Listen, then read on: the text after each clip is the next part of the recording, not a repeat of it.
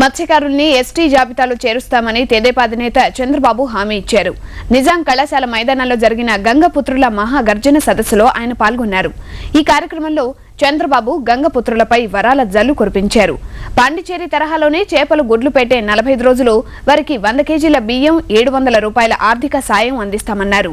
10 పైసల వడ్డీకే రుణ సౌకర్యం, చేపల వేటలో మృతి చెందిన మత్స్యకారులకు 3 లక్షల ఎక్స్గ్రేషియా ఇస్తామన్నారు. రాష్ట్రంలో చేపల అభివృద్ధికి మెరైన్ కళాశాలలు ఏర్పాటు చేస్తామని చంద్రబాబు హామీ ఇచ్చారు.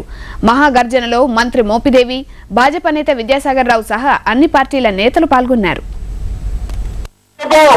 బడ్జెట్ పెడతామని 3,000 కోట్ల రూపాయలతో ఒక బ్యాంకు బట్టి చేతి వృత్తులు కుల వృత్తులందరికీ 10 పైసల వడ్డీకి రుణాలు ఇప్పిస్తామని చాలా స్పష్టంగా చెప్పాం. అవసరమైతే అందరికీ 1,00,000 రూపాయలు ఇల్లు కట్టిస్తా ఉన్నాం.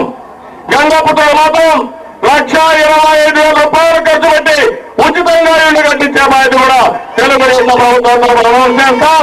అవి కూడా చేస్తాం.